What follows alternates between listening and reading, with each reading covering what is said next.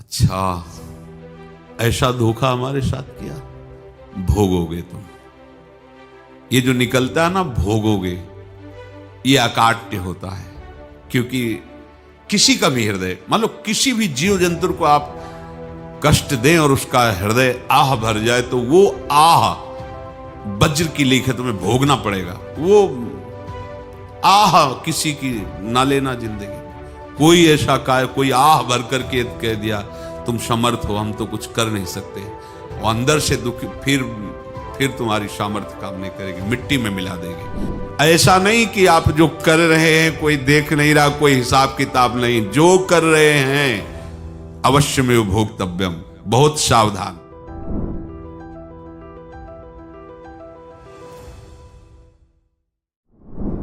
जीव स्वयं नित्य निरंतर कर्मों के जाल को रच रहा है और अपने आप को बांध रहा है।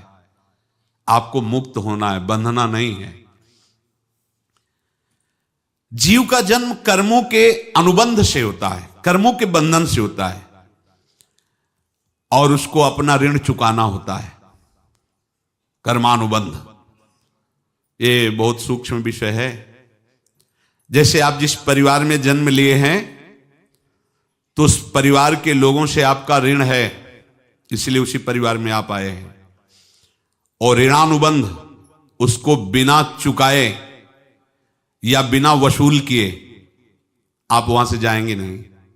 आपको लेना है तो वसूल करना है, और देना है तो चुकाना है। ये पूर्व के जन्मों से निश्चित किया गया है।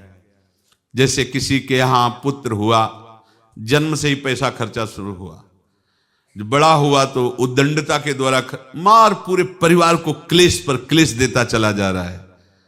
ये तुम्हारे कर्म का फल है। या ऐसे शक्तिहीन बुद्धिहीन ऐसे पागल पूरे जीवन सेवा करो, तुमसे अपना हिसाब चुकाने के लिए वो आया है।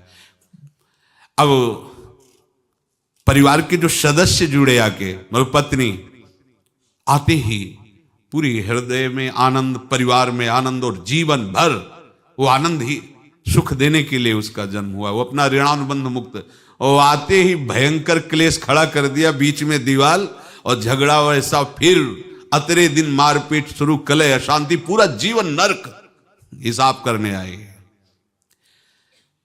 यहां ऋण चुकाए बिना कोई जा नहीं सकता, ऋण चुकाना पड़ेगा।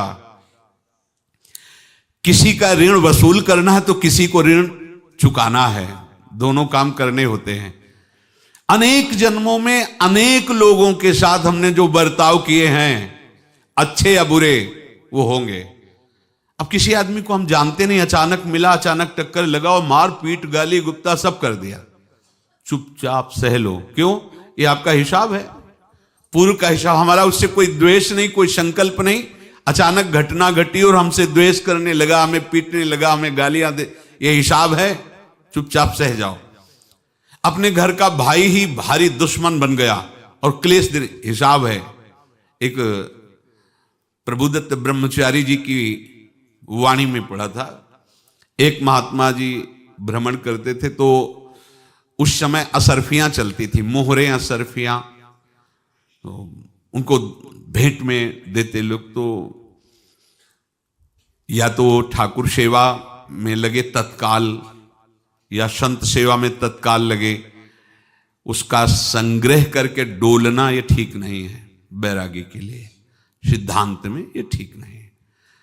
तो जब 2, 4, 6, 8 ऐसे मोहरे हुई, तो उन्होंने विचार किया कि और भ्रमण करके जब काफी मोहरे हो जाएंगी तो प्रयागराज में जब कुंभ पड़ता है, एक बार पूरे सब अखाड़े के संतों को, अलग अलग संप्रदाय सब संतों को बुलाएंगे और सबको पवाएंगे।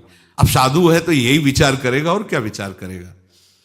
तो उन्होंने ऐसे डंडा बनवाया, बेंत, जो ऊपर से चूड़ीदार और भीतर पोला, और मोहरे उसमें डालते गए।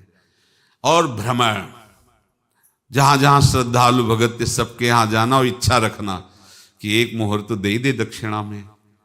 कामना कोई भी हो वो बांधती ही है, ध्यान रखना। इसीलिए प्रभु जो चाहे वो करे, अपनी चाह नहीं रखनी चाहिए, अपनी चाह प्रभु की चाह में मिला देनी चाहिए। धीरे धीरे वो छड़ी भर गई।